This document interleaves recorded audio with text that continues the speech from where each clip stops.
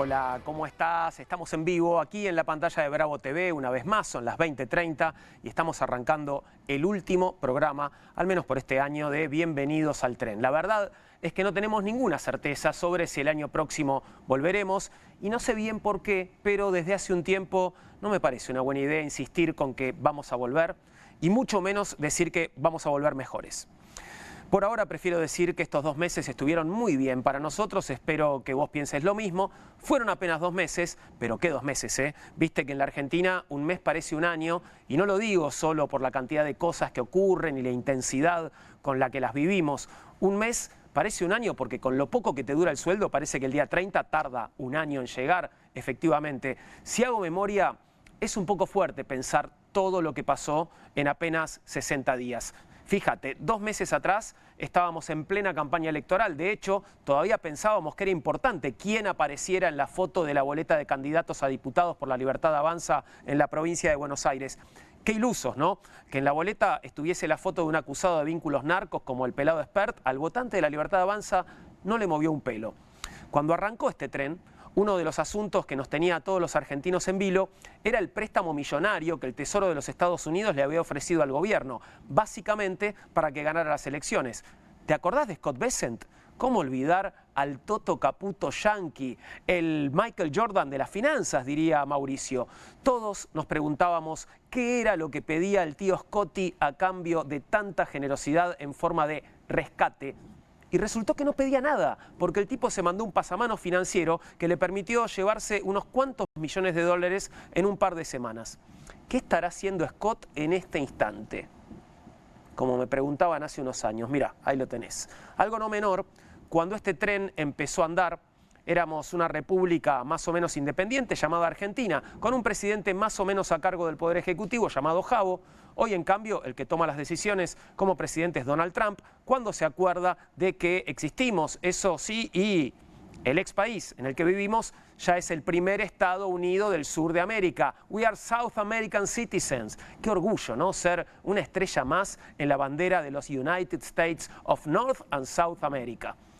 Medio pegada a los apurones, pero ahí estamos. Y el Jabo, bueno, Milei se la pasa viajando a Estados Unidos porque tiene nuevo empleo. Mira, como ya todos sabemos, hoy el expresidente es el secanuca de Trump, o como era el Vein Dryer, ¿no? Trump, nuestro presidente, es quien hace poco más de un mes dijo que nos estábamos muriendo, ¿te acordás? Más o menos al mismo tiempo que Fred Machado, el empresario acusado de financiar campañas del oficialismo, anunció que si habla, se cae el país. Bueno, ya estamos casi a fin de año y todavía no nos morimos, y Machado prefirió cerrar la boca. Una buena y una mala, ¿no? Te dejo elegir cuál es cuál. Son tantas las cosas que pasaron en estos 2 meses de Bienvenidos al Tren. Algo que no sabíamos hace 2 meses y hoy es tapa de los diarios. El Chiqui Tapia es lo peor que le pasa al país y te diría al mundo desde que la AFA decidió sacarle los derechos de televisación del fútbol a Clarín.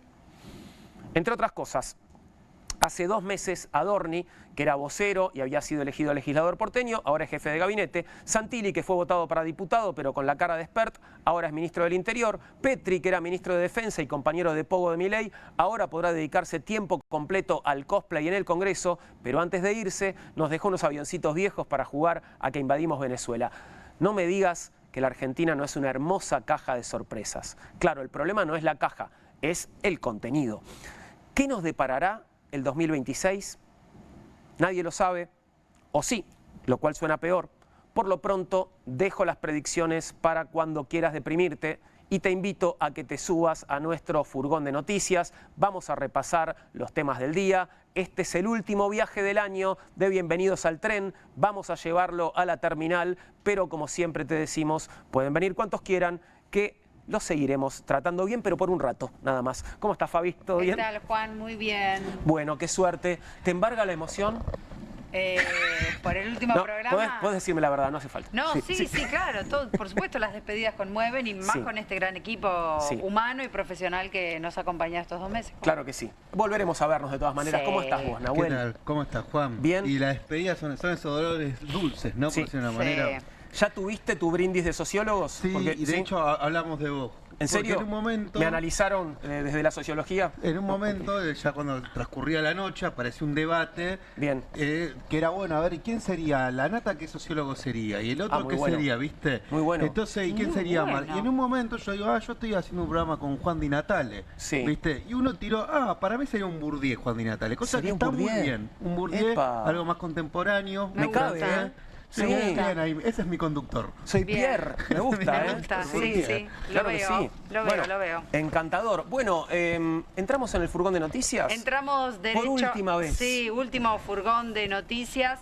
Que se va a la provincia de Córdoba porque allí está Milei, estuvo Milei esta tarde en una nueva parada de lo que se denomina el Tour de la Gratitud, un hombre medio espiritual, ¿no? Como todo lo que genera la Libertad Avanza, que le pone estas categorías vinculadas también al mundo de la religión. La gratitud en este caso es por los votos, digamos. La gratitud es porque se trata de un tour en agradecimiento a los votantes, particularmente a los votantes de Córdoba en esta ocasión, después de las elecciones del 26 de octubre, que además sabemos que Córdoba es uno de los epicentros, ¿no? Me parece, de llegada y de mayor apoyo que tiene Javier Milei en el país. Perdóname, y no te olvides, me acota nuestro director, Conan es cordobés. Conan es cordobés, claro, por eso fue también ahí, por eso se llama Tour de la Gratitud.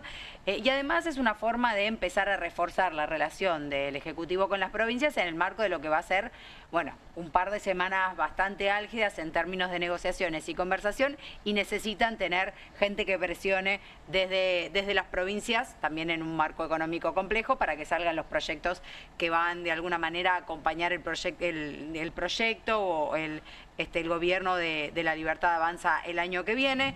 No sé si te acordás, pero el tour ya había empezado cuando Karina y Martín Menem estuvieron en Corrientes. Esta es la segunda parada de este Tour de la Gratitud. La verdad que no tuvo una comitiva presidencial muy grande, ni estuvo parte del gobierno provincial para recibirlo, pero sí, como vemos, un gran operativo policial para acompañar a Javier Milei, que tuvo una primer parada en el Hotel Quinto Centenario. En la puerta ya lo estaban esperando sus allegados, sus fans de alguna manera, los votantes, militantes. Se sacó fotos, realmente dedicó tiempo a las personas que estaban allí esperándolo, y después se fue al Paseo del Buen Pastor, donde se desarrolló el acto central, que fue un acto, viste, bien como hace la Libertad Avanza, nada de las cuestiones tradicionales de la política, un discurso o participaciones un poco improvisadas, Milei en el centro, saludando a la población. Fue en la intersección de las calles San Lorenzo y Ituzaingó, en el barrio Nuevo Córdoba, mucha euforia militante. Claro, Córdoba es como, diría, la capital libertaria, ¿no? De alguna manera. Pero también hay mucha oposición a Milei. Sí, también hay contramarchas. Sí. No, digo, y recordemos que Schiaretti fue el gran perdedor también de las últimas elecciones, ¿no? Lo que muchas veces se llama el cordobesismo, ¿no? Que es como un término que se utiliza muchas veces en el periodismo político, que tiene que ver con esos personajes que no son kirchneristas, tampoco son de la UCR, son peronistas, pero versión cordobesa. Un peronismo muy singular. Dialogan. Bueno, estuvo allí en esto que fue el Tour de la Gratitud, que va a seguir en distintas provincias. Estuvo con Martín Menem, estuvo Lilia Lemoine, en un agradecimiento justamente a los cordobeses por el apoyo que le brindaron en las elecciones de octubre. Bueno, en medio de un clima social muy tensionante, ¿no? La presentación del proyecto de reforma laboral, el debate por el presupuesto, que también empieza a mostrar cómo cada vez se achica más el presupuesto para sectores clave de la economía, salud, educación. Así que me parece que lo que va a hacer con este tour es reforzar su electorado y la relación con las provincias. Por otro lado, justamente pensando en la reforma laboral, hoy hubo una participación muy interesante de Patricia Bullrich, que estuvo justamente en el seminario ProPymes. ¿Con quién? Con Paolo Roca, el CEO de Techin, frente también a una conferencia. ¿Techin es una pyme? No sé, una pyme crecida, le creció la pyme. Estuvo, Paolo Roca era parte de las personas que daban las conferencias, era quien encabezaba un poco la conferencia. Les contaba los de las pymes, si quieren ser como yo, escúchenme. Escúchenme, claro. Sí. Un poco siempre es el público que es particularmente oyente o una audiencia muy aplaudidora de las medidas liberales, ¿no? Es un poco el público que le gusta a este gobierno. Cientos de empresarios que estuvieron allí, ejecutivos industriales, y claro, fue un poco a vender la reforma laboral. ¿Por qué? Porque el sector industrial en este momento está presentando algunas quejas, sobre todo con la cuestión de las importaciones, de los precios chinos, y lo que tiene que hacer el gobierno es salir a presentarles los beneficios que le va a dar próximamente si efectivamente se aprueba la reforma laboral. Estuvo allí Patricia Bullrich, quien fue la encargada de dar estos detalles. Lo primero que vendió fue los incentivos fiscales que justamente están previstos en la reforma, esto de la creación del Fondo de Asistencia Laboral, que reemplaza la cuestión de los despidos.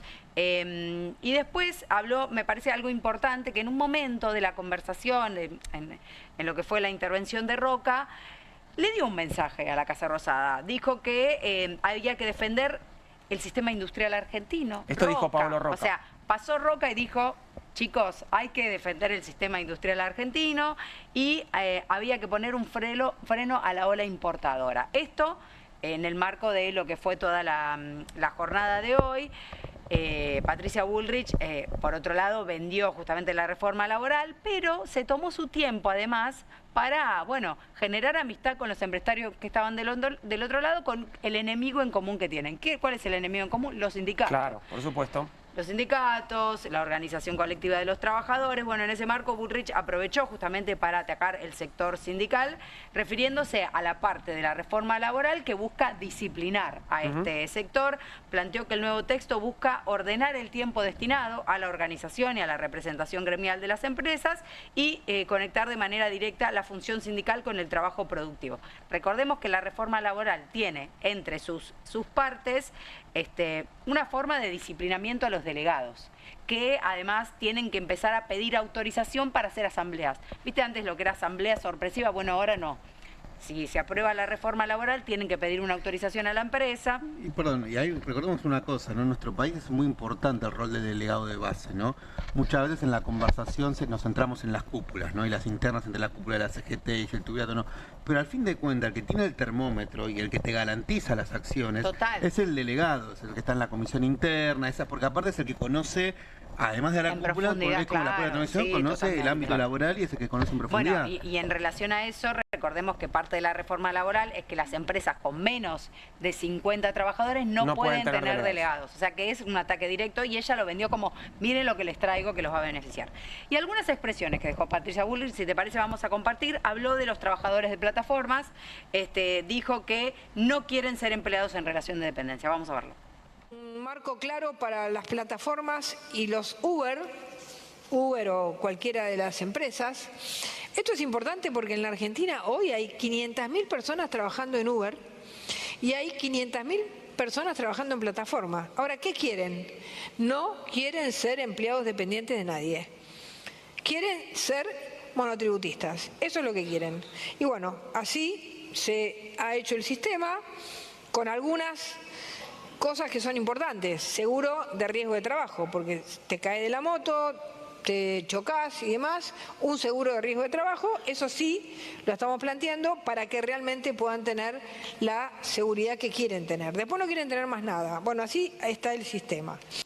Hizo una encuesta Patricia Bullrich, les preguntó a los supuestamente 500.000 choferes de Uber si quieren ser empleados o no, si quieren tener derechos o no. Hay algo cierto en todo lo que dice, por algo ellos tienen una lectura muy real de lo que pasa, digamos, interpelan el reclamo no el reclamo, sino esta posición anti-Estado, anti-intervención, pero me parece que no es que están diciendo no quiero ser empleado, sino que justamente hoy no tienen otra opción. Eso es en realidad. Sí, no, bueno, y me parece que también el trabajo en las aplicaciones para muchos es el segundo o tercer trabajo para tratar de arrimar y de llegar a fin de mes, ¿no? Digo, no necesariamente es una elección vocacional. Pero ellos te lo venden como parte del discurso de la libertad. Sí, claro, claro. Bueno, esto fue alguna de las cuestiones que dejó Patricia Bullrich en su paso entonces en esta charla con Paolo Roca.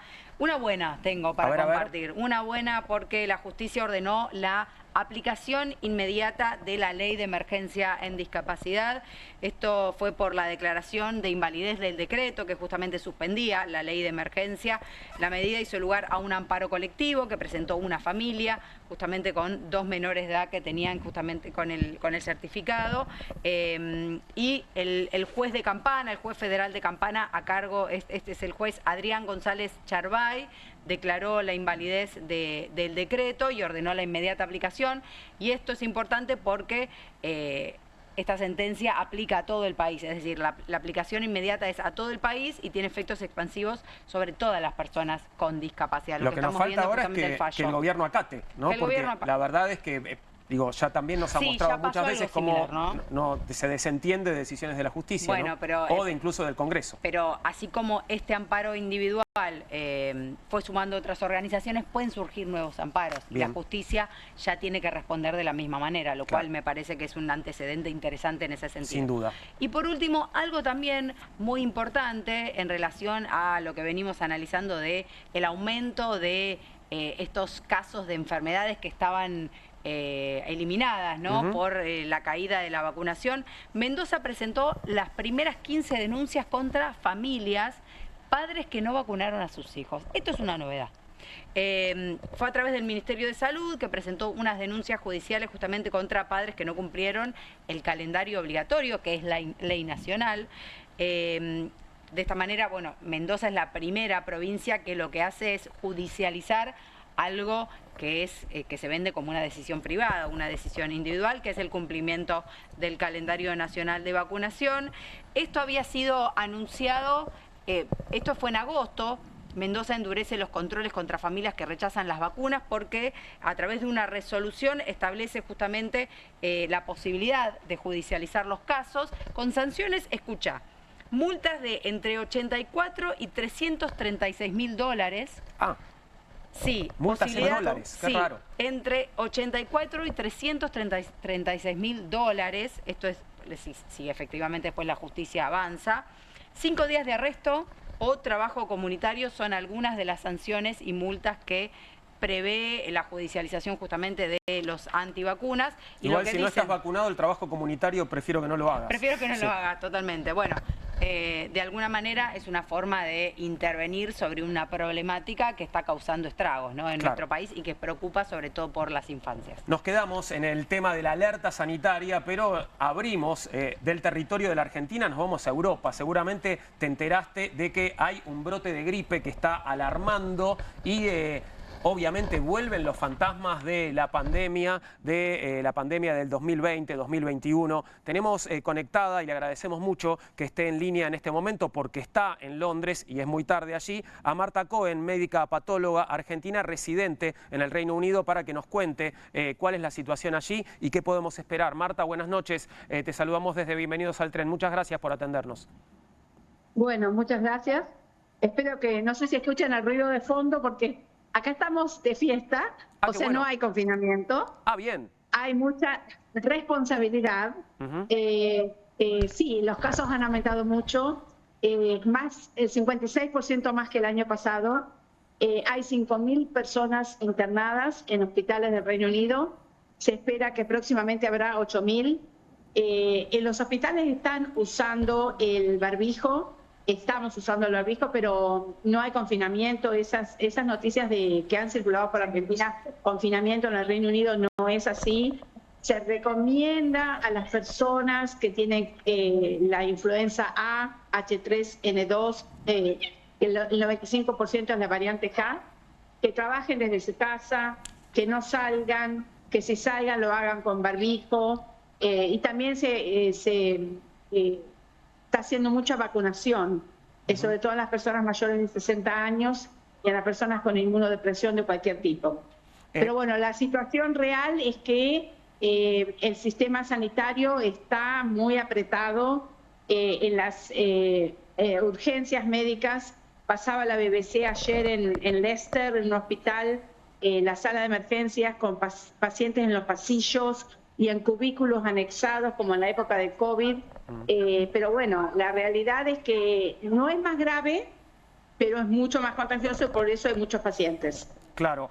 Ahora, yo recuerdo, Marta, tal vez me equivoque, pero en mi recuerdo, la actitud de Gran Bretaña con respecto al COVID había sido bastante más temeraria, ¿no? Digamos, en algún momento estaban directamente pensando en, bueno, va a llegar la inmunidad de rebaño, ¿no? Había sido como bastante más desordenado, ¿no? Ese es el primer ministro. Claro. El primer ministro que obviamente él decía que va a venir la inmunidad de rebaño y de alguna manera negaba la situación que se creó. Pero bueno, ahora creo que se aprendió. Sabemos que la inmunidad de rebaño, lo que necesitamos, bueno, es vacunarnos y cuidarnos. Se induce la responsabilidad. Y mira, yo estaba mirando las noticias que ustedes pasaban sobre Mendoza. Acá la vacunación no es obligatoria.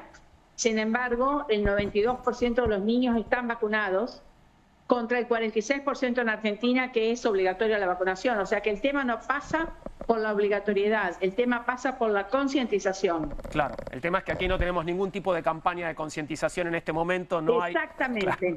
Claro.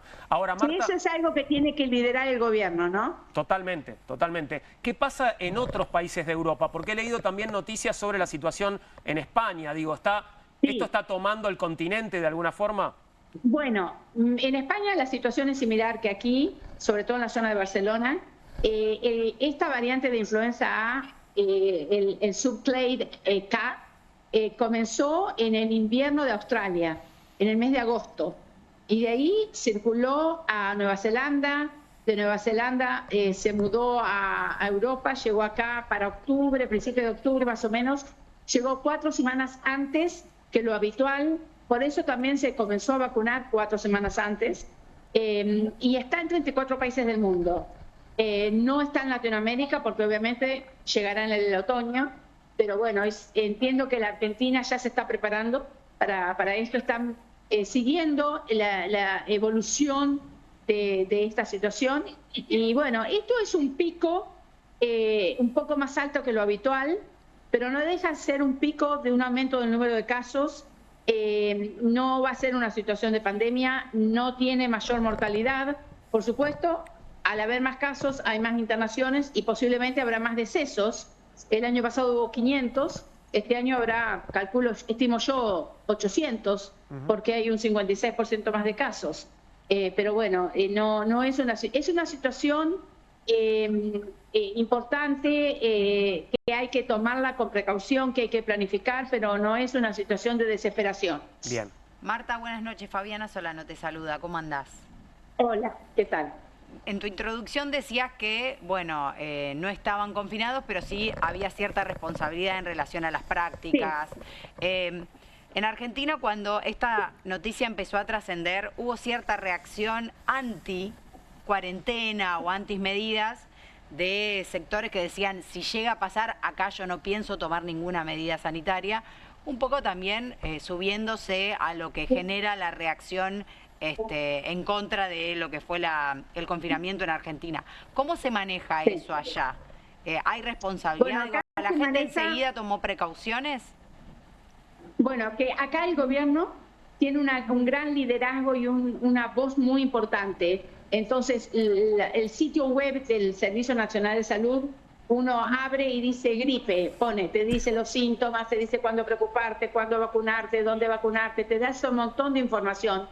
A mí me llegaron mensajes por email, por texto y por invitaciones así de distintos centros de vacunación, del médico de familia donde uno tiene que registrarse, de mi hospital donde trabajo, de un montón de lugares. Entonces la gente ya sabía en el mes de octubre que nos estábamos vacunando, y de hecho el porcentaje de vacunación obviamente es bastante importante, pero hay una gran concientización. No hay obligaciones, no hay obligación al confinamiento. La gente puede tener gripe y irse a trabajar, pero sí le piden a la gente que por favor se cuide para cuidar al otro. Cuando hablas de la vacuna, esa concientización es importante. Cuando hablas de la vacuna, ¿es la antigripal la común o es una vacuna nueva? No, es la misma vacuna, porque las vacunas evolucionan cada 2 años, claro, pero esta es la misma que la del año pasado. Por lo tanto, mi consejo en las redes, que si quieren les dejo @drmartacohen, @drmartacohen. Mucha gente me pregunta, estoy por ir a Europa, ¿qué hago? Bueno, si tiene más de 50 años, dése una vacuna. Bien. 2 semanas antes de venir, si viene a Europa o va a Estados Unidos para, bueno, evitar contagiarse. Pero la población de riesgo es esa población, ¿no? Los inmunodeficientes o las personas mayores de 60 a 65 años. Pero es la misma vacuna. Marta, agradecerte por supuesto esta comunicación para cerrar un poco la idea. Entonces, no debemos pensar que estamos volviendo a vivir el diciembre de 2019, no se viene una pandemia, tenemos que estar tranquilos con respecto a este escenario. Por supuesto, absolutamente. Esta es una situación controlable, es una situación que es un pico de gripe más alto que lo habitual. Por supuesto, los hospitales están constreñidos. Tenemos 5.000 pacientes internados, se dice que van a llegar a 8.000 internados por gripe para Navidad, a lo cual se suma una huelga de los médicos residentes, por la cual la situación del Servicio Nacional de Salud es constreñida, porque estamos en un pico, pero no tiene mayor mortalidad, sí como tiene mayor contagiosidad hay más casos. Pero bueno, no es para vigilarla. Es para planificar cómo van a ser en Argentina cuando llegue el mes de marzo, pero no es para preocuparse de que va a ser una situación de pandemia, no, para nada. Bueno, ojalá que alguien se ocupe de planificar algo en este país antes de marzo. El gobierno tiene que ocuparse de eso, es el rol, para eso los votaron. Bueno, ojalá que lo hagan. Muchas gracias, Marta, buenas noches, gracias por estos minutos y que tengas un buen fin de semana. Chao, chao. Gracias, era Marta Cohen desde Londres. Parecía estar en la calle, ¿no? Sí, estaba muy empichada además. Estaba abrigada, sí, estamos de fiesta, decía. Estamos de hecho, fiesta, no sabemos ¿cuál qué sería pasa, la fiesta? No lo sabemos. Bueno, aquí ahora, digamos, la fiesta del pensamiento.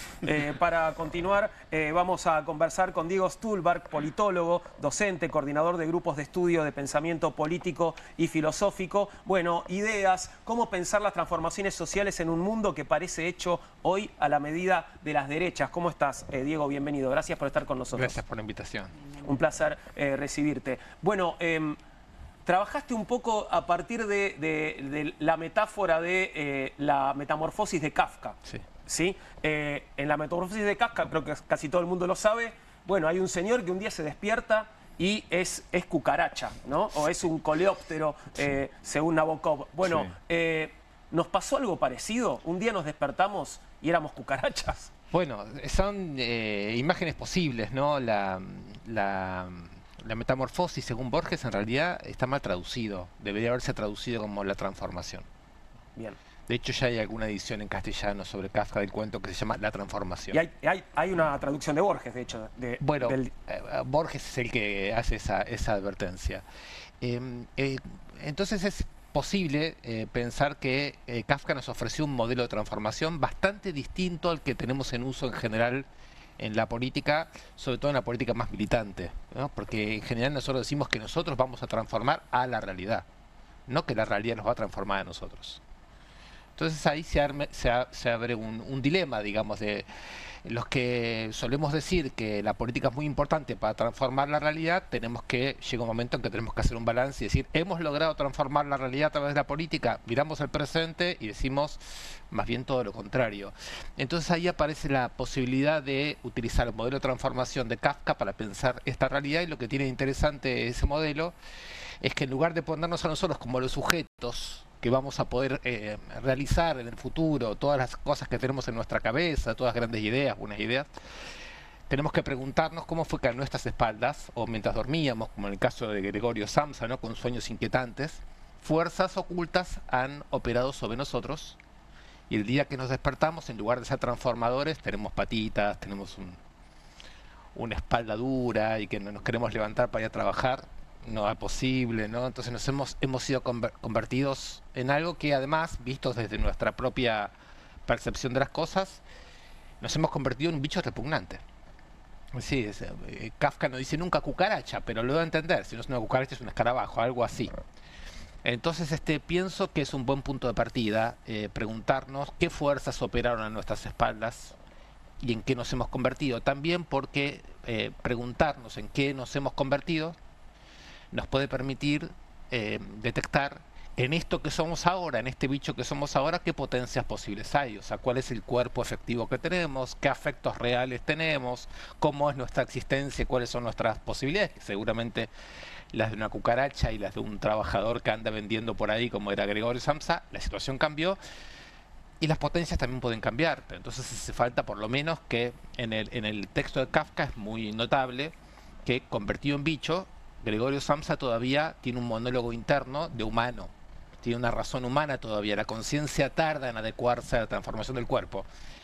Quizás estamos en una situación así, ¿no? Si estamos todavía pensando como si fuéramos los que fuimos o los que quisimos ser, nuestro cuerpo ya ha variado y puede otras cosas, ¿cuánto tardaremos en que nuestra conciencia y nuestro lenguaje pasen a hablar por las potencias de las que hoy podemos disponer? En ese sentido me parecía que la idea de Kafka, de la transformación, podía hablar más directamente a nuestra situación que lo que en general es el lenguaje político que anda dando vueltas, que a mi modo de ver no tiene ni cómo empezar a hablar de esto. Diego, recién hablabas de la transformación y esto de, bueno, de la noche a la mañana, ¿no? Sí. Y la transformación requiere más tiempo. La transformación es un proceso deseada, decís. Claro, es un proceso largo.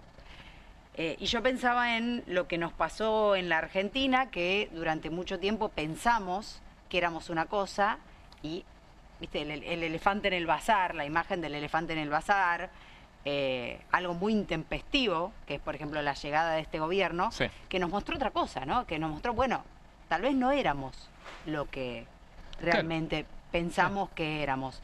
Sin embargo, desde ciertos sectores se siguen pensando las categorías políticas como antes. Yo pienso en el peronismo, en la oposición, que de repente no incorpora esa transformación que fue real, incluso a su forma o a su paradigma. Sí, me parece que hay varios problemas dando vueltas, ¿no?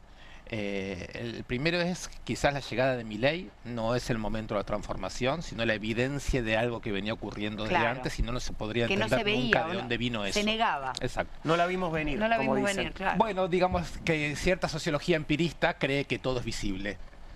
Yo que pienso de otra manera, no creo que sea todo estrictamente visible. Creo que además de lo visible está lo adyacente, lo que está por debajo, lo que tiene otra consistencia y no es evidentemente visible. Por lo tanto, tengo ciertas resistencias a reducir las ciencias sociales solo a lo que se ve y a los instrumentos de medición, ¿no? Pero volviendo a lo que decías, quizás las categorías que decís que el peronismo, oposición, izquierdas y otros seguimos usando en automático, el problema es el uso en automático, porque esas categorías cuando están tocando alguna dinámica de transformación de la sociedad quizás vuelven a tener un uso o reformadas, pero ¿qué es lo que pasa cuando nosotros podemos tener un lenguaje que está completamente alejado de la corporeidad colectiva que tenemos? Entonces hay un problema de vaciamiento fuerte del lenguaje.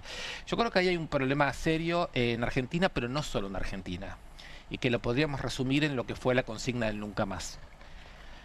Porque no solo en el 83 en la Argentina se dijo nunca más y desde entonces nosotros pensamos que tenemos ciertos anticuerpos para formas del fascismo militar, oligárquico, religioso. Porque entonces lo que pensamos es, cada vez que aparezca alguien con el cartel de Videla y Macera, nosotros sabemos ir a la Plaza de Mayo y sabemos gritar nunca más. Pero ¿qué pasa cuando esas formas de fascismo reaccionario vienen de la propia democracia, vienen abrazados al dispositivo electoral y de mercado? Yo creo que ahí no sabemos reconocerlo y no sabemos tampoco activar una memoria popular democrática. Pero esto me parece que no es solamente argentino. Después de la Segunda Guerra Mundial, los aliados que vencieron al nazismo también formularon su nunca más al horror. Y también a nivel mundial ese horror vuelve, el nunca más se vuelve impotente, pero no vuelve con uniformes nazis, viene con uniformes israelíes o viene con uniformes norteamericanos, o sea, las deportaciones ilegales en Estados Unidos o el genocidio en Palestina, se hace en nombre de democracias. O sea, habla de Israel como la última democracia de Medio Oriente o de Estados Unidos como el país de la libertad. Entonces, ¿qué es lo que ha ocurrido en Occidente con una forma de la conciencia que dice, tenemos un límite, lo llamamos nunca más, sea para la coyuntura argentina, sea para la coyuntura mundial, cuando no sabemos reconocer las nuevas formas que toman las violencias fascistas y por lo tanto son como fuerzas que trabajan en nuestras espaldas? Para eso lo uso Kafka. Tal cual. Ahí, Diego, te quería preguntar un poco, vos hablaste, bueno, de las transformaciones, un poco en la aceleración o no de los tiempos de acá en adelante, ¿no? En realidad son como dos preguntas en una. En un texto muy conocido, cuando Liliana dice la globalización ha muerto y entramos en una especie de suspenso táctico, plantea que capaz que las derrotas y las victorias sean más efímeras de cómo eran en el siglo XX, ¿no? Que era más bien el ciclo, venía el ciclo progresista, venía un ciclo de derecha. ¿Vos ves que podemos ir a un esquema más de oleada donde capaz estas derechas ganan, pero también puede ser que fácilmente el día de mañana pierdan? O sea, ¿cómo estás viendo ahí la cuestión del espacio-tiempo en esas transformaciones? Y dentro de esa pregunta, bueno, ¿qué lugar ves en la renovación de las nuevas resistencias hacia esas fuerzas ocultas? Es decir, ¿por dónde ves un poco, si vos te decís, bueno, algunas experiencias desde que asumió Milei hasta acá, que digas, bueno, acá hay alguna pista, sí, si uno quiere poder empezar a dar vuelta un poco la página? Creo que puedo ir directamente a hablar de una situación que puede ordenar mucho la conversación, que es el reciente triunfo, no en Argentina, es cierto, en Nueva York, de Zoran Mamdani, ¿no? Porque el triunfo de Mamdani ofrece 2 o 3 pistas que yo creo que valdría la pena considerar. En primer lugar, Nueva York es la cuna de Trump, pero es también la cuna de Trump en el sentido de ese capital inmobiliario, claro, convertido en una forma de destrucción del mundo para después reconstruirlo como maquetas burguesas ideales, ¿no? Lo que se quiere hacer, por ejemplo, en Franja de Gaza. El triunfo de un joven de 34 años, que se llama a sí mismo socialista, que es musulmán en la ciudad de derrumbe de las torres, de atentado contra las torres, me parece que vale la pena poner la lupa ahí. Hay un par de cosas que ocurren ahí que yo le prestaría particular atención. Una de ellas es que lo que logró este joven dirigente de izquierda es ligar de una manera bastante extraordinaria el discurso y los dilemas de la geopolítica con lo social inmediato. Es decir, que decir musulmán o decir palestino en ese contexto es también, va conectado con decir no aumento del precio de los alquileres, regulación del transporte público, guarderías. Es decir, el discurso de lo social es capaz de admitir directamente el dilema de lo geopolítico. Si ahora vuelvo a la Argentina, diría, la Argentina no se habla de política internacional. Es un saber difícil para especialistas o periodistas. Solo la derecha sabe hacer de eso un saber fácil, que es muy fácil, ¿no? O sea, los democráticos de un lado, los comunistas del otro, digamos, los democráticos deben liquidar en todo tiempo y lugar a los que no lo son, y se terminó. La experiencia de Nueva York me parece la primera experiencia donde un discurso de izquierda no habla de política internacional en abstracto, con información y con cuadros complejos en los medios de comunicación, sino que puede nombrar un proletariado informal que tiene la marca de la migración y que puede enfrentar la política de antimigración y deportación de Trump. Eso me parece absolutamente interesante, porque si además pensamos un poco que Mamdani es ugandés, es asiático. Su padre es un intelectual muy interesante, un académico que nació en Uganda, que es heredero de los procesos de descolonización de África y Asia, y que dice, me asombra mucho que mi hijo Zoran, con 34 años, haya politizado sus marcas personales de origen, haya podido hablar con la migración neoyorquina, con el proletariado informal de Nueva York, y haya logrado empezar un contragolpe. ¿Qué está diciendo con la palabra contragolpe? Que los mismos lugares donde Trump imagina reconstruidos como maquetas, de esos lugares aparece una población que empieza a cuestionar en Nueva York la hegemonía de Trump. Yo creo que en Argentina tendríamos que poder mirar eso, porque si miramos eso, quizás podríamos descubrir que la táctica electoral no es la última palabra de la política. Hay algo que no es la táctica electoral, que es la gestualidad.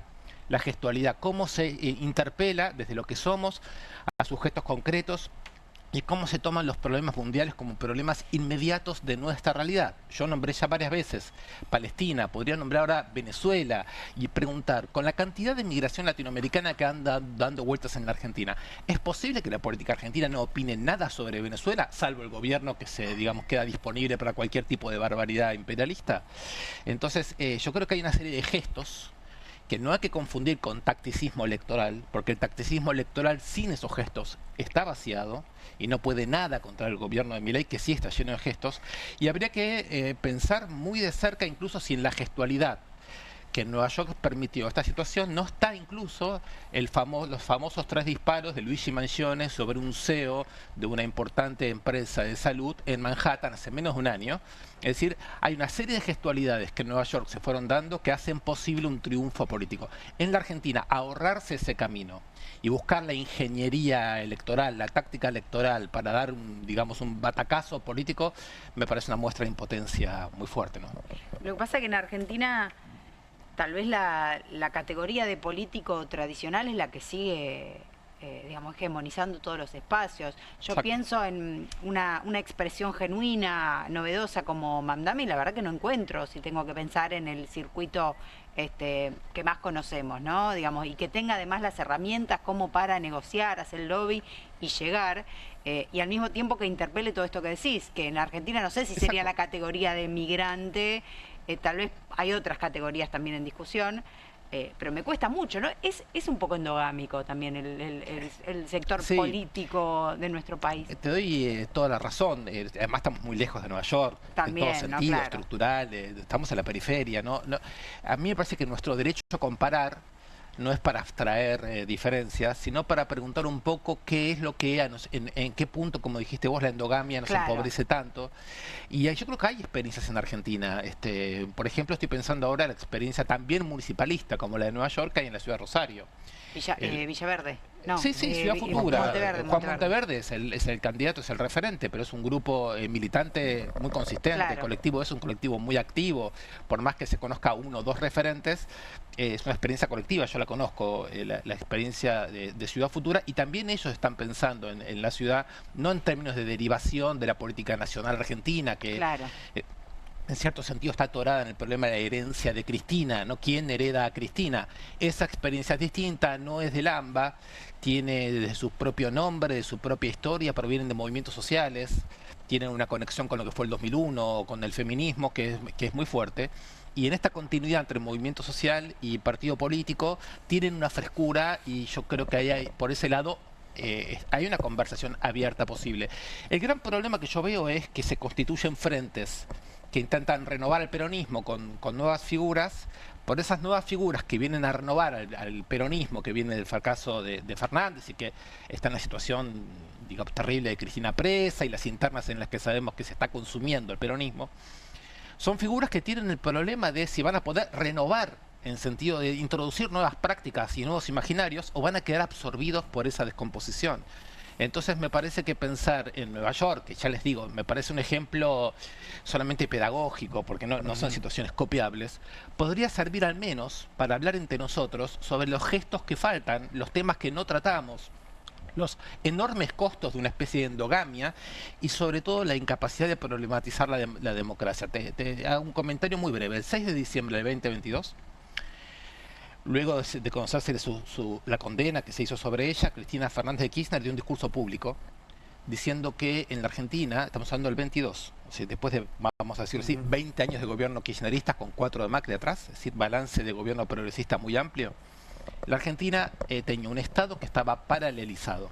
Tenía una justicia totalmente copado por mafias y las corporaciones políticas, económicas, Clarín, etcétera, toman a los líderes populares por mascotas. Eso lo dijo en televisión pública. El diagnóstico, después de 20 años de kirchnerismo, según su líder, vicepresidenta pública, es que la democracia argentina está en una situación gravísima, gravísima, gravísima. Bueno, después llegó Milei para ponerle política reaccionaria a esa crisis de la democracia.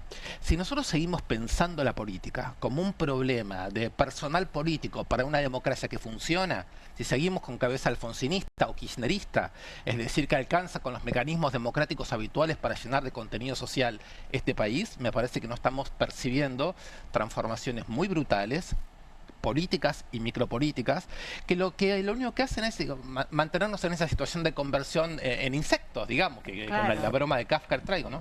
¿Qué debería tener la caja de herramientas nueva, en todo caso, para poder entender este mundo nuevo también y esta situación?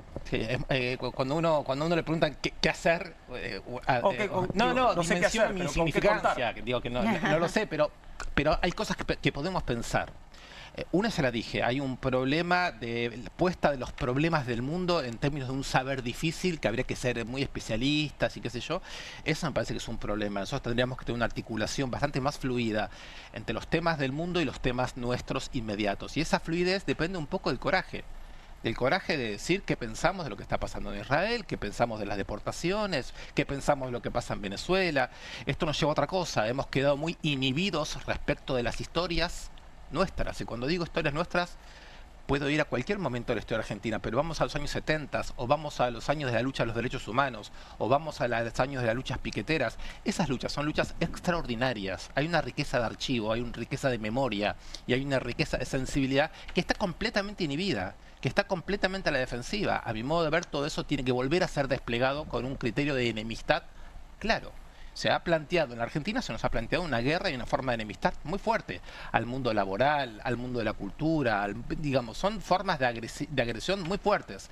La idea de que nosotros no tenemos derecho a reactivar una dimensión de enemistad, a recobrar nuestra memoria y nuestro archivo y a no defender un lenguaje de enfrentamiento político, me parece costosísimo, Entonces, esos son dos gestos que a mí me parecen elementales para comenzar a hablar de otra manera de nosotros mismos, ¿no? Hay una situación, digamos así, de disolución en el discurso público de la agresividad democrática y popular que me parece bastante vergonzosa, ¿no?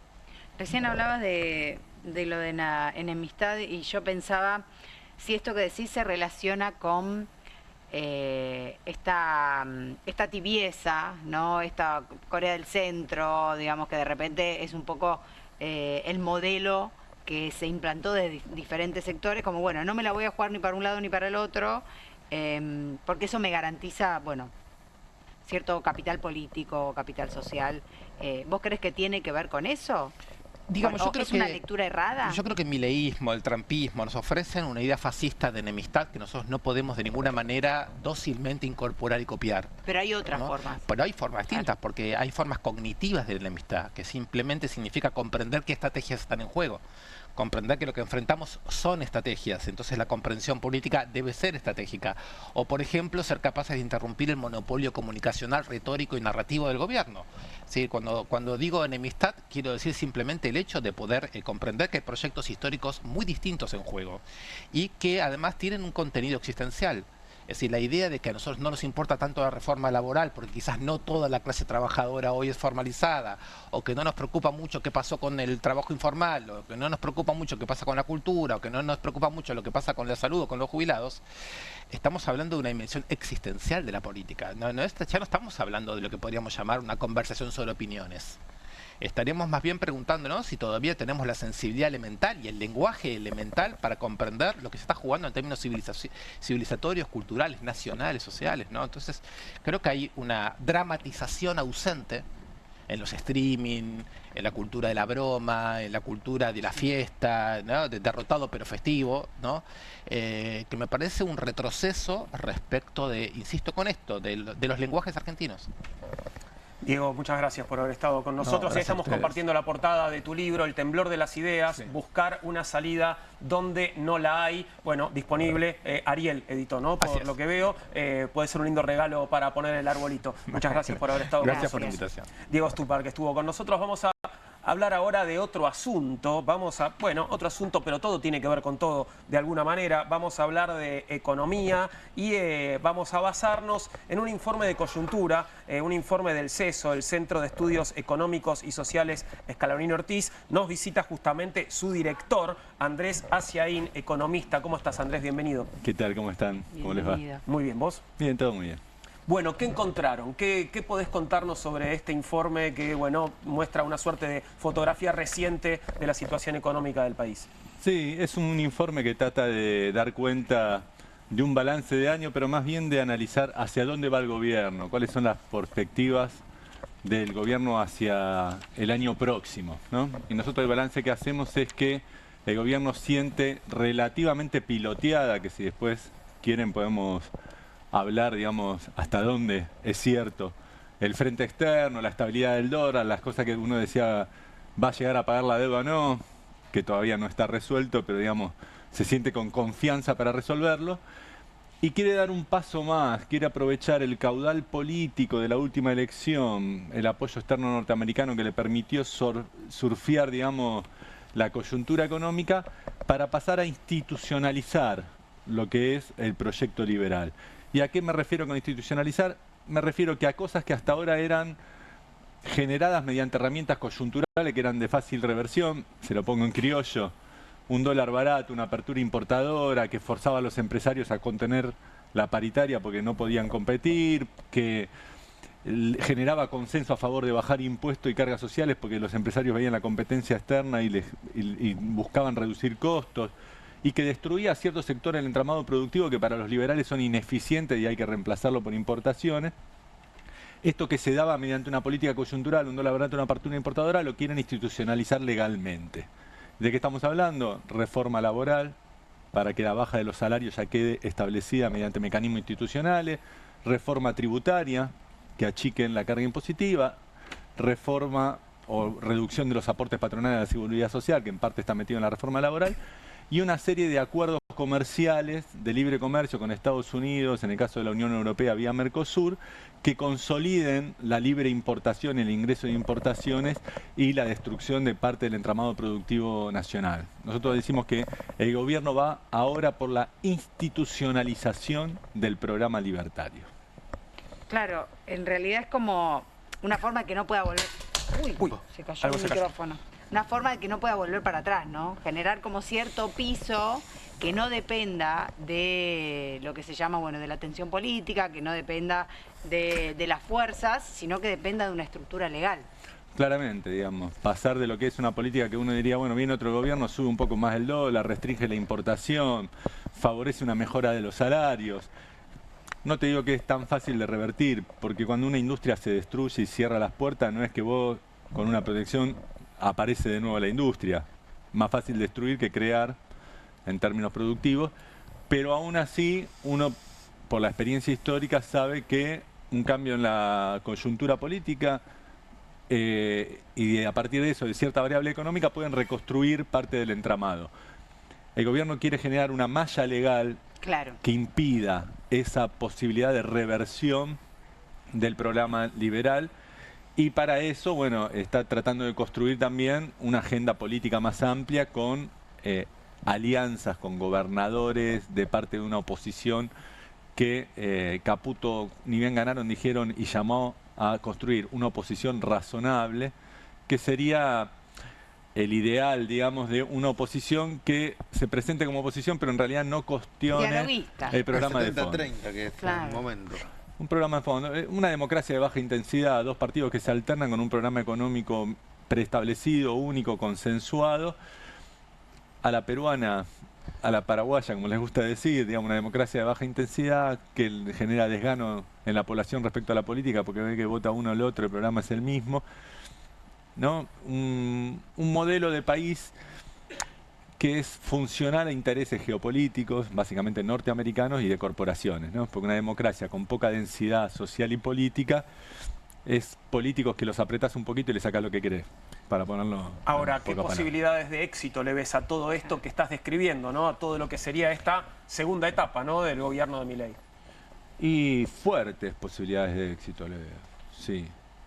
Viendo la oposición, digamos, del peronismo, muchos gobernadores, la voluntad de diálogo y cómo ceden ante un resultado político que uno lo ve, está bien, fue un apoyo en una elección de medio término en un programa económico atado con alambre, que estuvo a punto de caerse ya 2 o 3 veces y vino un salvataje de afuera agarrado con los pelos, un país endeudado que tiene en rojo las cuentas externas y que la salida hacia adelante es conseguir más deuda, salieron al mercado y consiguieron una tasa carísima.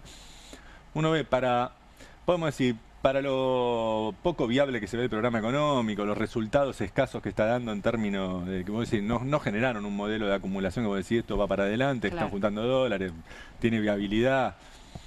Para algo tan agarrado con alambre, ceder tanto a algunos sectores de la oposición a consolidar este programa, a mí me parece una mala jugada de parte de sectores de la oposición, pero los veo bastante dispuestos al diálogo, tal vez por presiones y acuerdos por fuera, ¿no? Porque recordemos que hace unos meses el que llamó al diálogo a muchos gobernadores fue directamente el embajador norteamericano, que estuvo recorriendo las provincias, y ahí se atan intereses de empresas con intereses locales. Me parece que hay que entender más por ahí que por la política esa disposición a dialogar. Sí, ahí siempre es como, se vuelve a veces a la comparación de los 90, ¿no? Con el modelo de convertibilidad, y yo me quedo pensando, y para también ahí preguntarte, si también en ese momento hubo ciertos beneficios para la clase media, a través del crédito, o por lo menos un sector profesional en blanco podía tener cierta... Pero ahora pareciera que con el modelo actual la clase media es una de las más golpeadas, o lo que queda de la clase media. No sé ahí cómo estás viendo vos, si en términos económicos ves que el gobierno pueda tener cierto resto para reactivar esquemas de créditos, o que pueda, sobre todo a ese perfil de clase media, media-baja, que la recesión le golpea fuertemente. Sí, digamos, ahí la política que ellos juegan es básicamente el dólar barato, la zanahoria, ¿no? Ahora muchos sectores de clase media que todavía pueden, se van a ir de vacaciones a Brasil, van a estar contentos en el verano. Se compran cosas por, claro, por, digamos, plataformas. Va por ahí. No le veo la capacidad que tuvo el menemismo para consolidar un proceso económico que por lo menos generó cierta expansión del 92 al 98, 6 años, tequila por medio. No le veo esa capacidad. Ellos heredan una deuda muy elevada y ahora por lo menos hasta ahora, la última salida al mercado, consiguieron 1.000 millones de dólares, tienen que pagar 6.000 millones de dólares. Consiguieron 1.000 a una tasa del 9,25%, 9.25% de interés, que es altísimo.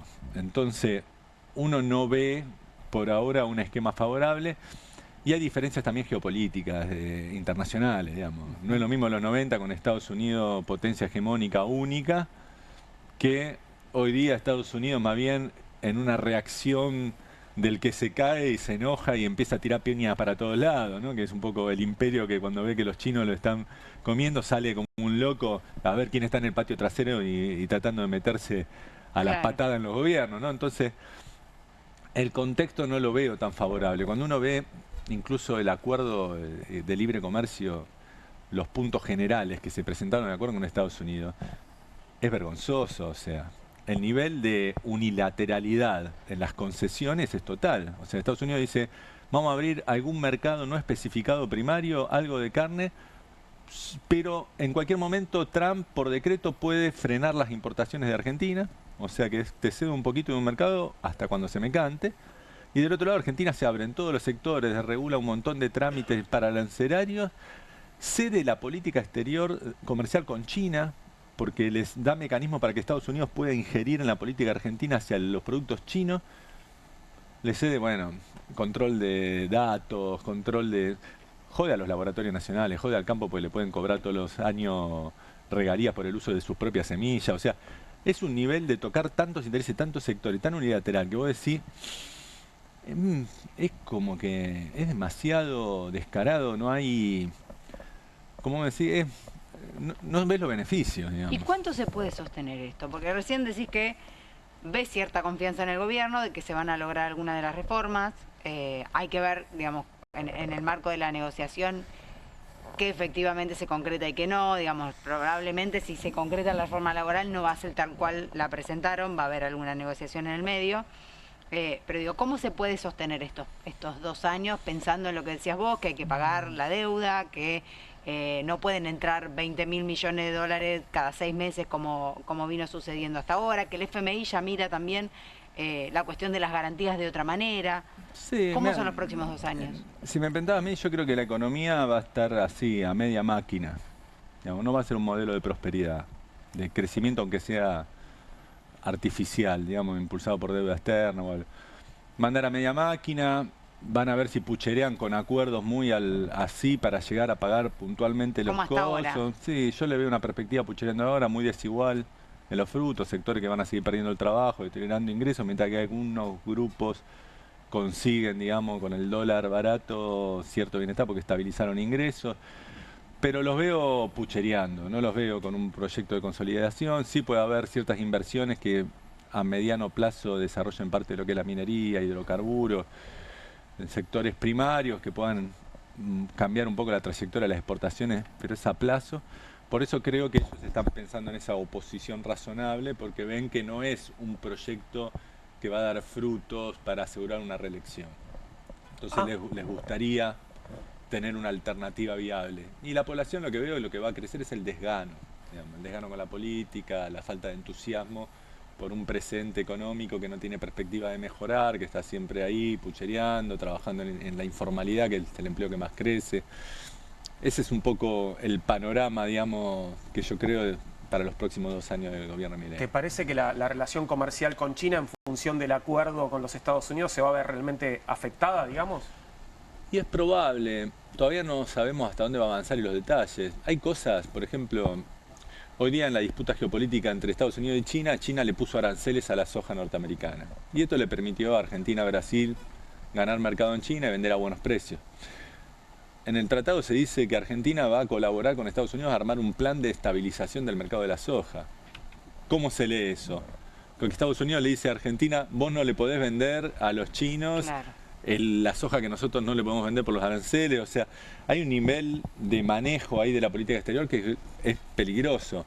También yo creo que dentro del swap norteamericano está una cláusula de usarlo para cancelar el swap chino, por ejemplo, ¿no? No sé si yo creo porque eso es secreto o... Sí, claro. Se dijeron que era secreto, que no se podía dar información, pero por el monto del swap te das cuenta. Son 20.000 millones de dólares el swap norteamericano, 18.000 es el chino, y de los 20.000 norteamericanos usaron 2.000, en realidad 2.700 ya, que se las llevaron, digamos, con esa ayuda que le hicieron a Milei para estabilizar el peso en las elecciones, y lo que te queda, van a usar 5.000 para cancelar el swap con China, y el resto es más o menos la plata que hoy tenía Argentina, digamos, de tramo no activado de China, que lo va a tener ahora de tramo no activado norteamericano. Está hecho para eso, digamos, está negociado así.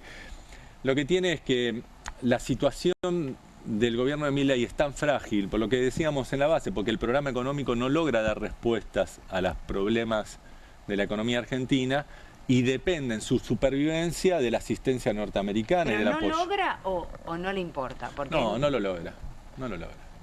¿Vos crees que hay cierta expectativa de dar respuesta? Porque, por ejemplo, el programa de reforma laboral ni siquiera en las expectativas propone la creación de empleo, y uno de los problemas es la creación de empleo. El tema es qué es lograrlo para el sector de Milei.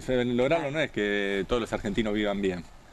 Lograrlo es generar una economía que genere un saldo externo vía exportación de productos primarios que permita repagar la deuda y mantener una estabilidad cambiaria que genere estabilidad macroeconómica. Y a partir de eso, ir viendo si el crecimiento económico con el tiempo va generando cierta integración de otros sectores, digamos, al modelo económico. No está logrando lo primero. O sea, no está logrando un modelo que les dé el saldo de dólares mínimo para pagar la deuda y estabilizar el dólar. Y para ese mínimo está dependiendo de salvatajes externos del gobierno norteamericano. ¿Qué significa? Que está a merced de los Estados Unidos, que Trump lo tiene agarrado, no quiero decir de dónde, y que entonces le puede imponer lo que quiere. Por eso le impone un acuerdo de libre comercio donde dicen, ustedes tienen que entregar todo, yo no entrego nada. Y se sienta así. Y quiere una base militar en Ushuaia y quiero el petróleo de Vaca Muerta. Y se sienta así. Y a los chinos, sácamelo. Y Milei hace todo lo que le diga porque no tiene poder propio. En verdad, porque lo pusieron ellos, ¿no? Entre las cosas. Los mismos sectores internacionales que pusieron a Trump en Estados Unidos. Andrés, muchas gracias por haber estado con nosotros. Esclarecedor, como siempre, Andrés Aciaín. Vamos a hacer una pequeña pausa ahora y se viene el último bloque de Bienvenidos al Tren y vamos a sentir la crueldad una vez más. Me parece, antes de irnos una última vez, antes de despedirnos de Bienvenidos al Tren, hablaremos de la anatomía de la crueldad. Una muy pequeña pausa y estamos de vuelta con vos.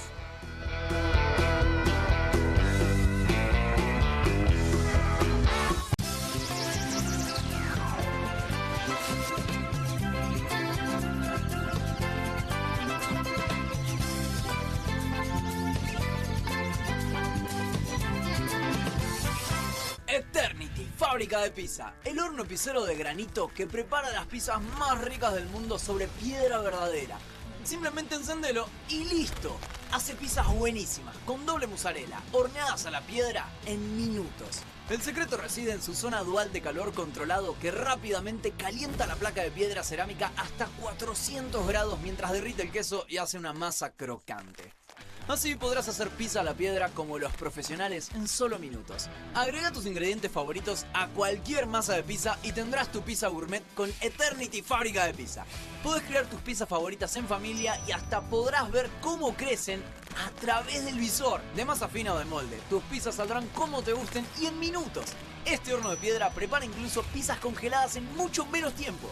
También podrás hacer una pizza dulce increíble. Además, no gastarás gas, leña ni carbón. Eternity Fábrica de Pizza es eléctrico. Enchufalo y llévalo con vos. Tendrás tu propio horno Eternity Fábrica de Pizza por un precio promocional. Además, el pack incluye palas profesionales genial para tus pizzas. Para que hagas la mejor pizza a la piedra del mundo y de un modo increíblemente rápido. Escanea el QR, ingresá a nuestra página web o llama al teléfono en pantalla. No demores más. Descubrí los productos más novedosos y exclusivos en tvcompras.com. No pierdas tiempo. Aprovecha esta oferta y obtén este fantástico producto de TV Compras. Llama ya. Juli, ¿vos ibas a traer los nuevos Mulmasti Splash? Me los reolvidé.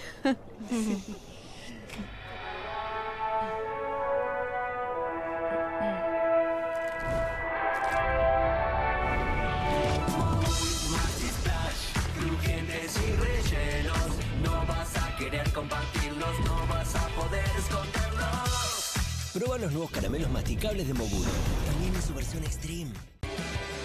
Cueste lo que cueste. El primer streaming de Perfil.com, conducido por Román Yuch junto al Doc Juan Heruela, los periodistas Marcelo Mármol Moura y Lucas Buceta. Información deportiva, opinión y análisis. Cueste lo que cueste.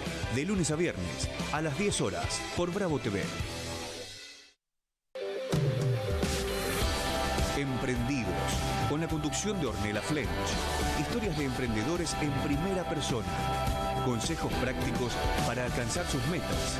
Emprendidos, de lunes a viernes a las 12 horas por Bravo TV. QR, con la conducción de Paulo Caruso y gran equipo. La síntesis del día para un público que valora el periodismo crítico. QR, de lunes a viernes a las 22 por Bravo TV. Bienvenido a todo Latinoamérica. Caras TV llegó a DirecTV, el canal de las celebridades. Entretenimiento exclusivo las 24 horas del día. Más Caras, con la conducción de Héctor Maugeri. Red Carpet, Caras News, Caras Realeza, Caras Fashion, Caras TV. Llegó a DirecTV. Contenidos exclusivos para toda Latinoamérica. ¿Necesitas llegar tranquilo a fin de mes? Tené un préstamo 100% online con WeCred. Te damos un préstamo personal de hasta 400.000 pesos. Acreditación por CBU dentro de las 48 horas. Mínimos requisitos. Cuotas fijas en pesos. Rápido, simple y seguro. Ingresá ahora en wecred.com.ar. Tener la nueva línea Philco Inverter Pure Energy, que usa IA para diagnosticar la calidad del aire y renueva el ambiente con una brisa pura del exterior, es darse un gusto en vida. Los gustos en vida. Philco.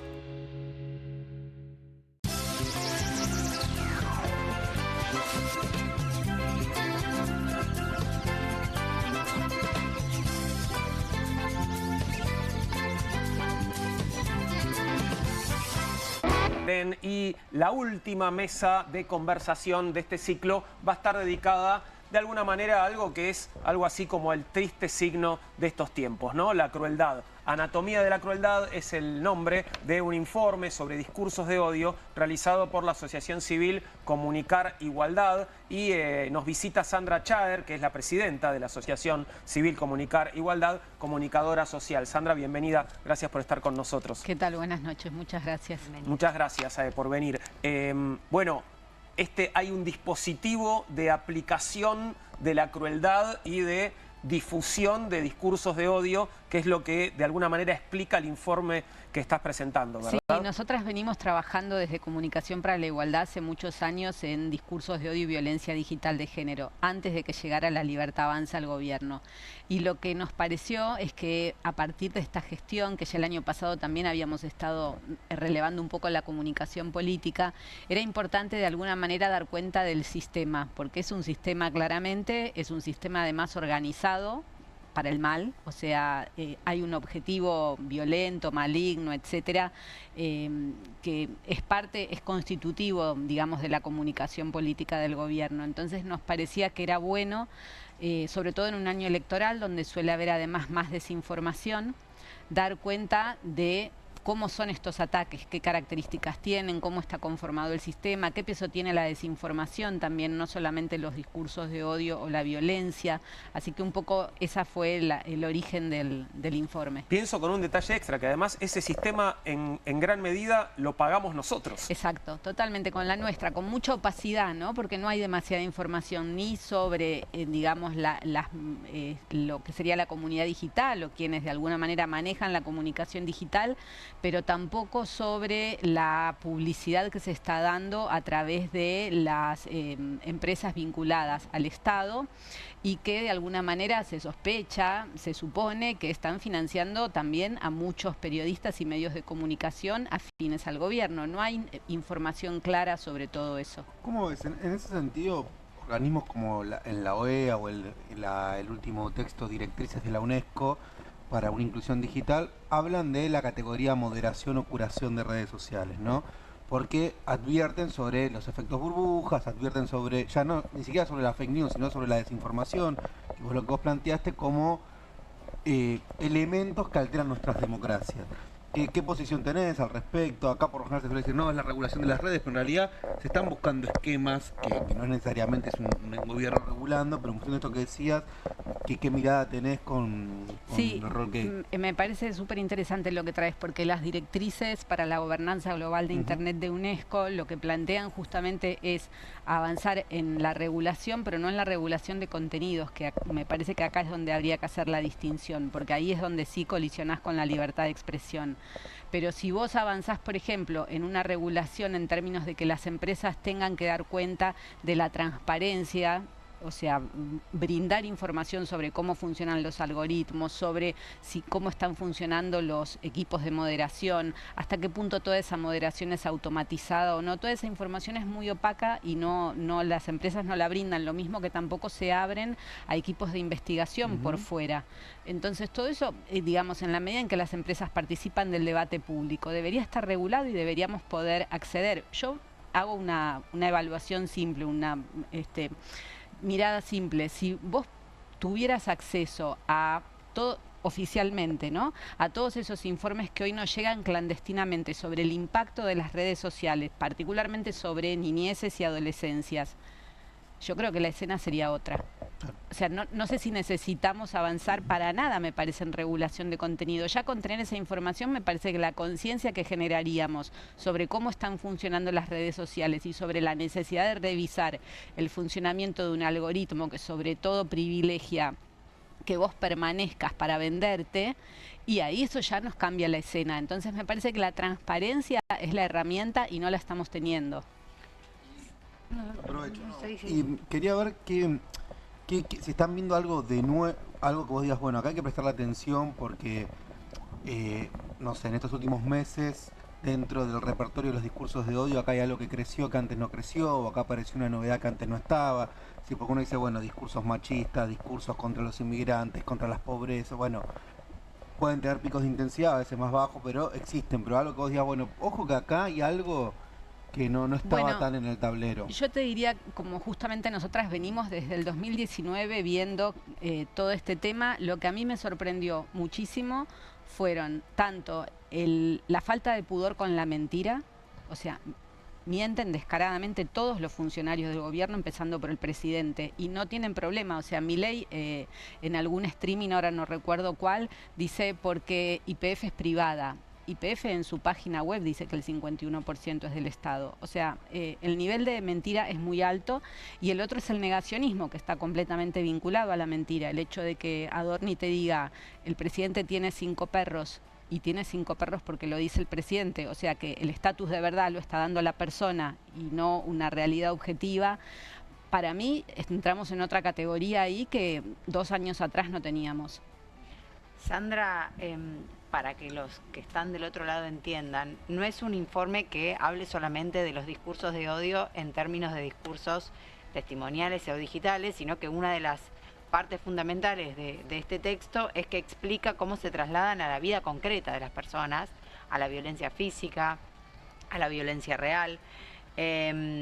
Y me parece como importante que cuentes cuáles fueron los ejes o los casos que analizaron, si querés agarrar uno para contar, para que se entienda cómo funciona este sistema y que se pueda ver en un caso concreto. Sí, nosotras tomamos 4 casos.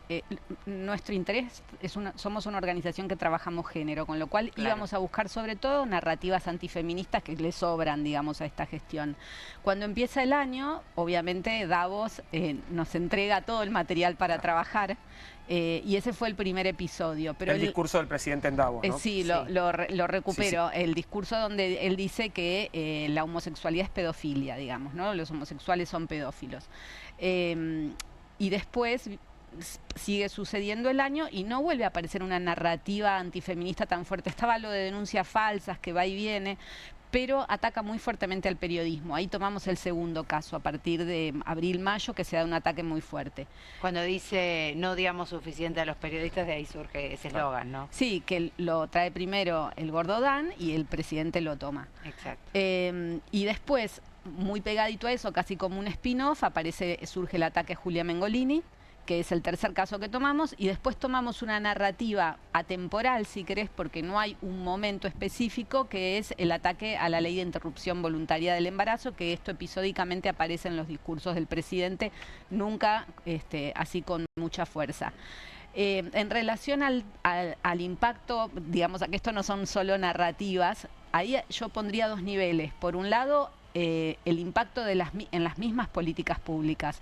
Porque, por ejemplo, el episodio de Davos, nosotras inicia con el discurso del presidente y le damos fin con el decreto del Poder Ejecutivo que prohíbe las operaciones de adecuación de género en menores de edad.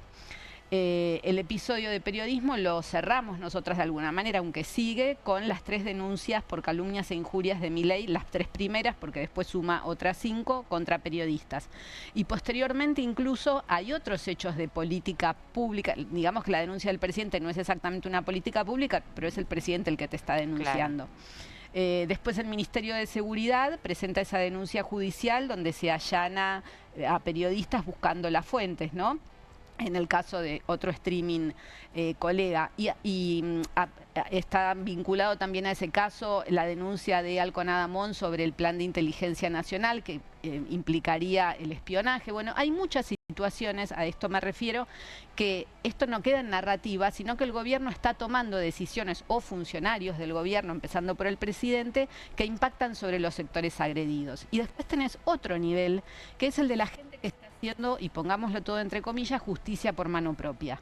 Entonces, en el contexto del ataque de Davos, te encontrás con un hombre que va y le quema la casa a una pareja de mujeres lesbianas. Cuando es el ataque a Julia Mengolini, a Julia la increpan por la calle en una oportunidad y en otra oportunidad va una persona a buscarla a la puerta de la radio. Cuando es el ataque a periodismo, está Roberto Navarro, que termina en un hospital con un hematoma en la cabeza. Ernesto Tenenbaum denuncia también que por la calle lo agredieron. Bueno, está la intimidación de Santiago Caputo al fotorreportero gráfico. Está la persecución, que nadie ya se acuerda porque pasan demasiadas cosas, pero el cierre de campaña, hubo una persecución en 3 de febrero o en algún lugar con un cuchillo a 2 reporteros gráficos. Uno era el mismo, Antonio Becerra, el mismo que lo habían intimado Caputo. O sea, hay muchos hechos que están pasando a la vida real. Esto no está quedando en narrativas. Ahora, ahí cuando llegamos, por ejemplo, a este último caso, ¿no? El de esta mujer, no sé, que evidentemente tenía algún tipo de desequilibrio, ¿no? Y que estaba, bueno, por agredir a periodistas cuchillo en mano. Digo, esto es algo como que este sistema que bien describías de alguna manera estimula, pero que ya es ajeno, digamos, está fuera del control de este sistema, ¿no? Bueno, pero es re importante lo que decís, Juan, porque esto está en todos los tratados de derechos humanos, digo, por más que el gobierno lo niegue. Los discursos de odio amparan la violencia física. O sea, no siempre que hay discursos de odio hay violencia física, pero cuando hay violencia física, prácticamente siempre hay un discurso que deshumanizó, que deslegitimó, que basurió y que entonces hay un amparo, de alguna manera, una legitimación para que esa violencia física suceda.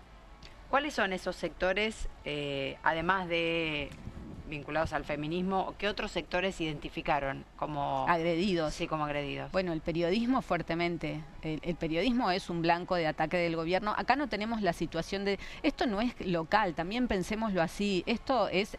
estamos viviendo lo mismo que se vive, que viven quienes están bajo gobiernos de extremas derechas en otros países. O sea, tienen los mismos objetivos de alguna manera, los mismos focos de ataque. No tenemos la inmigración como un blanco acá, pero el feminismo es un blanco clarísimo desde antes, incluso no sé si se acuerdan toda la campaña de desprestigio del Ministerio de Mujeres, que ahí tenés un impacto claro en la política pública. Asumen la gestión y se empieza a desarmar toda la institucionalidad de género.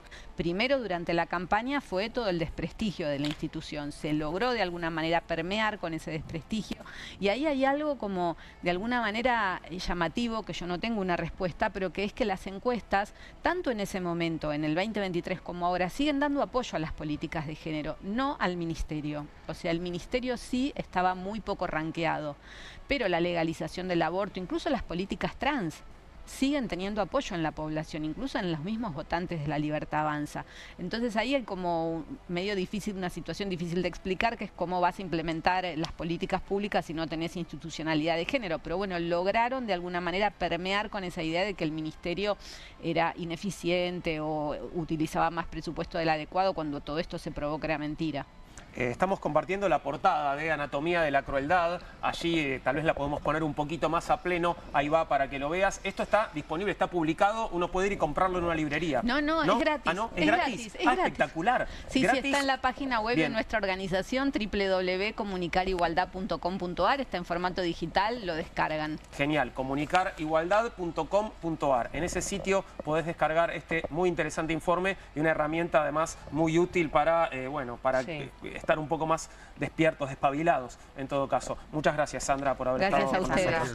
Un placer. Bueno, estamos llegando al final. Lentamente este tren va acercándose a la terminal para, bueno, no sé si es un ramal que cierra, no digamos eso, pero bueno, vemos luz al final de nuestro camino y es la luz de la terminal a la que vamos llegando. Algunas palabritas de despedida. Obviamente, digo, no sé, lo comparto con ustedes, supongo que estarán de acuerdo. Felices de haber hecho este programa, en este espacio. Creo que hemos tenido la oportunidad de que se escuchen voces que habitualmente no están en los medios masivos de comunicación. En general, creo que la agenda de los medios es bastante uniforme y considero que este espacio y este canal es una rareza y ha sido una rareza que tenemos que agradecer, ¿no? Digo, porque no es fácil que te permitan hablar libremente de cualquier tema que queramos plantear y así fue, creo que cada uno de los programas que hicimos de este ciclo. Así que muchas gracias a Perfil, Jorge Fontevecchia, Sebastián Beltrán, mi director del canal, muchas gracias a todos aquí por la oportunidad y valoramos además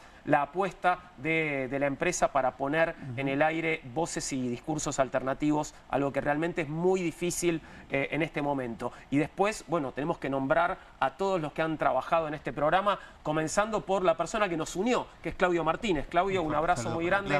Gracias por habernos juntado, porque además, bueno, fue lindo conocernos, ¿no? Sí. Digo, nosotros no nos conocíamos prácticamente. En la mesa, bueno, estuvimos obviamente con Fabiana Solano, Nahuel Sosa, pero también con Poli Sabatés, con Valentina Castro, con Carolina Tencio y con Ulises Bocia. Les mandamos un abrazo a nuestros enorme. Compañeros que no están aquí ahora, claro que sí. Mi guionista, Fernando Sánchez, le mando un abrazo grande a Fer. En la producción, gran equipo también de producción con Sabina Crivelli, Pablo García, Lucas Jafrot, Delfina Landi Crivelli y Leila Sosa. Equipo multigeneracional, ¿no? Me encanta. Talentos de todas las edades para darnos el mejor servicio de producción. Muchas gracias. Bueno, no viejos, no, está bien. Bueno, no sé. Julián Papalardo, producción en piso. Gracias, Juli, gracias por todo. Julián, conmigo desde Comunistas, nuestro director, también en Comunistas, Matías Michelini. Abrazo grande a Matías. Estoy entrando ya en los trabajadores de este canal. Quiero decir que el trabajo que hacen es conmovedor, muchas veces milagroso. Titánico. Merecen todo nuestro reconocimiento y el reconocimiento de todos los demás también. Muchas gracias por todo lo que hicieron. Camarógrafos Esteban Suárez y Carlos Alegretti, sonidistas Damián De Santi, Federico López, editor Ignacio Tijeras y en vestuario Pao Forte y Macarena Solano. Si me estoy olvidando de alguien, avísenme ahora, porque ya nos vamos. Parece que no. ¿Sí? ¿Me estoy olvidando? ¿No?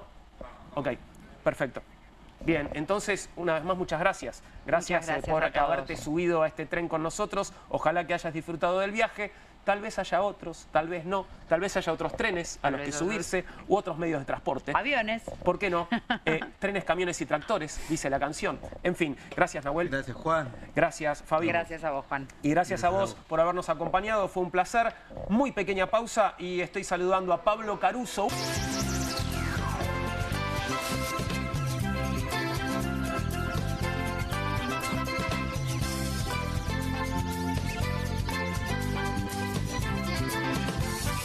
Tener la nueva línea Philco Inverter Pure Energy, que usa IA para diagnosticar la calidad del aire y renueva el ambiente con una brisa pura del exterior, es darse un gusto en vida. Los gustos en vida. Philco.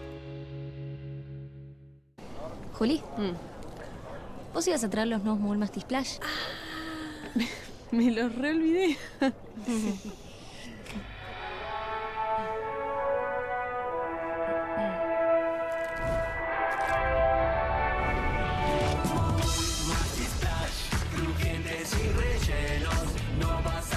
Compartirlos, no vas a poder esconderlos.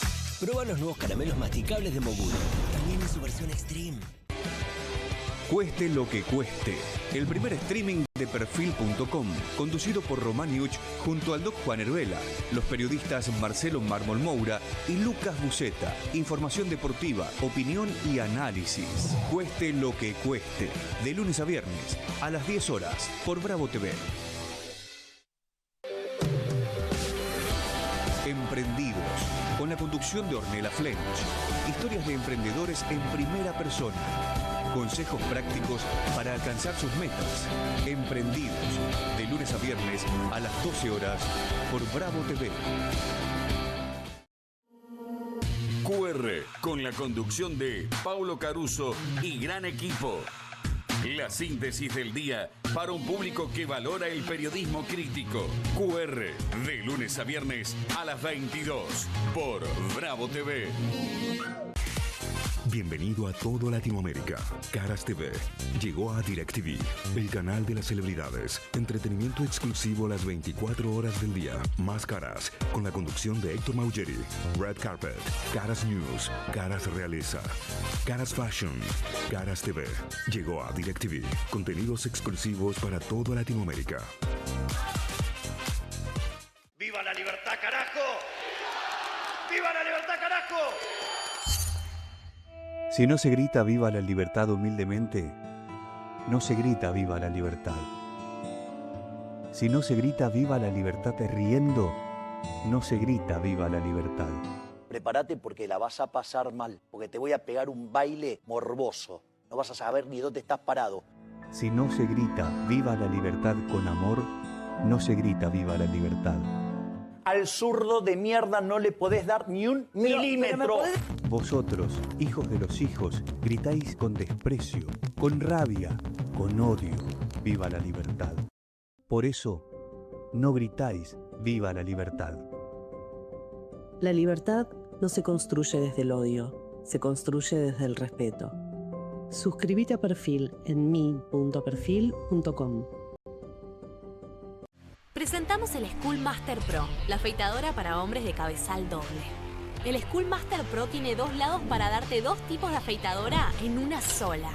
De un lado, una afeitadora para barba y cuerpo, con cuchillas cerámicas de precisión diseñadas para el mejor resultado. Del otro, hay una microcuchilla giratoria de acero inoxidable que te da la terminación ideal. Su diseño ergonómico tiene un mango antideslizante que funciona seco o mojado y se carga con USB para darte hasta 2 horas de funcionamiento. Tiene luces LED duales para que puedas ver cada detalle. Recorta los costados y dale forma a tu barba. Todo esto sin irritación, lastimaduras o pelos encarnados. La banda del lado cerámico tiene 4 posiciones para que elijas el largo perfecto para tu barba. Y para una piel suave, la cuchilla microfina del lado de terminación te da la afeitada más al ras posible. Y en las áreas delicadas o sensibles, Schoolmaster Pro te cuida incluso ahí abajo. Eso me gusta. Schoolmaster Pro es la solución definitiva para todo el cuerpo. Llama ahora o entra a nuestro sitio web para conseguir el combo completo de Schoolmaster Pro a un super precio. Pero si lo pedís hoy, vas a recibir un descuento especial. Tenés el combo completo por un precio increíble. Llama ya. Escanea el QR, ingresa a nuestra página web o llama al teléfono en pantalla. No demores más, descubrí los productos más novedosos y exclusivos en tvcompras.com. No pierdas tiempo, aprovecha esta oferta y obtén este fantástico producto de TV Compras. Llama ya.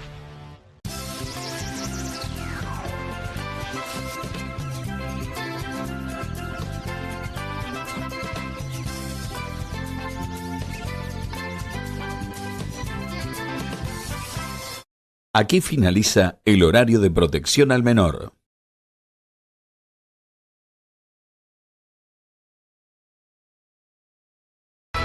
Buenas noches, Pablo Caruso. ¿Cómo estás? Muy bien, ¿vos? Todo bien. Ante por todo, suerte. después me voy a ocupar de vos. Un saludo grande y hermoso haber conocido y compartido un ratito a toda la banda de producción de Bienvenidos al Tren. Viste qué locos lindos, ¿no? Sí, muy buena gente. Sí. Me imagino haber sido muy lindo laburar con Muy agradable. Con ellos. La verdad que sí. Y no hasta pronto, ¿no? Por supuesto, Muy no bien. está pronto. Te digo que un poquito los Zooms a la mañana me costaron, pero bueno, está bien. Es un trabajo que hay que hacer. Sí, por supuesto. Sí. Así que bueno, saludos a todo el equipo en el último programa de Bienvenidos al Tren. Bueno, cuando vos quieras tu magia. Mi magia, Pablo, primero, si me permitís, Sí. también quiero agradecerte a vos porque has sido un gran compañero conmigo. No te rías, boludo, porque lo digo de verdad. Te lo estoy diciendo en serio. Después te voy a decir por qué me río. Gran compañero, además de que, por supuesto que yo ya te veía en la tele, en otros canales, pero acá, el compañerismo me llevó a llegar a casa y ser un televidente más de QR. Así que bueno, he disfrutado mucho de tu trabajo y el de tus compañeros. Valoro mucho lo que hacen, comparto mucho. Otras cosas no las comparto, pero lo que comparto me encanta compartirlo y creo que hay una sola forma en la que podemos hoy hacer el cambio en la programación. ¿Qué es cuál? Fundirnos en un abrazo. Qué lindo. Gracias, Pablo. Gracias a vos. Bueno, esta es la parte, si nos vienen siguiendo, mirá cómo grita la hinchada. Si nos vienen siguiendo, saben que toda la magia del cambio de imagen, de pantalla, de programa, la hace Juan, y a nosotros nos toca traer un poco lo que compartimos en el pase. Bueno, me estaba riendo porque me ganó de mano Juan Di Natale. No me digas. Porque hoy no trajimos otra cosa que alguna palabra respecto de lo que hemos compartido. Quiero arrancar así. Ayer se nos escapó un poquito, pero ahora quiero contarles que no tenemos otro diálogo, otro vínculo con Juan, ni antes de compartir este rato, ni cuando nos vamos. Alguna cosita de Fórmula 1. Algún mensajito de alguna cosa, Alguna cosa de lo que nos es común, Sí. pero no hay mucha cosa más. Es decir, nos conocemos acá y lo que compartimos y lo que fuimos creando fue acá, en este ratito. Y a mí también me dio ganas de contarles y decirle a Juan cuánto lo valoro a Juan Di Natale. Sobre todo porque hay una cosa de bonomía, una cosa de buena persona que se nota en cada gesto de Juan, en el compromiso que tiene, aún en los momentos en los que, bueno, hay cosas con las que lidiamos que no son no necesariamente sencillas, y Juan siempre con una predisposición impresionante y sobre todo con una honestidad intelectual para llevar adelante su laburo, con lo que dijo recién, parece que lo hubiéramos hecho a propósito, pero con las cosas que podemos compartir y las que no. Y yo pienso en Juan Di Natale, en lo que conocí, digo, un profesional de tanta trayectoria que llega a este punto, con esa honestidad y sobre todo con cero ego. Este es un medio en el cual el ego manda y si no te hacen creer que si no tenés ego y entonces por ahí esto no es muy para vos. Y conociéndolo a Juan en este rato, uno confirma que efectivamente es al revés, que para ser buen comunicador o comunicadora, buen periodista, tenés que ser buen tipo y tenés que dejar el ego de lado y con esa humildad frente a la vida también mostrarla en pantalla. Y me parece muy elocuente que nosotros hayamos construido un vínculo en pantalla y que ese vínculo sea esto que ven ahora, que nos da un poquito de vergüenza ajena, pero que tenemos ganas de hacerlo igual, porque demuestra que aún solamente compartiendo en pantalla se pueden hacer las cosas de otro modo. Y la verdad, Juan, deseo profundamente que el universo, la vida, las circunstancias, en lo que quieras creer, en algún momento nos vuelva a cruzar. Claro que sí, y nos permita compartir cosas juntas, porque le da sentido a todo lo que uno viene haciendo, a lo que tiene ganas de hacer, aun cuando todos los edificios parecen desmoronarse. Así que, Juan, gracias por eso. No, gracias a vos. Quiero decirte que, bueno, me superaste en esto de tirarnos flores mutuamente. Complicado porque ahora yo debería subir la apuesta, pero quiero aclarar una cosa más. Sí. Para mí estamos en una era muy inquietante en la cual se trata mucho, es una era miserable, y hay mucha gente que trabaja para humanizar a los miserables. Bueno, ni Pablo Caruso ni yo lo somos. Quiero que lo sepas porque nos humanizamos uno al otro, pero los miserables están en otro lado. Quería decirlo solamente. Venga, otro abrazo.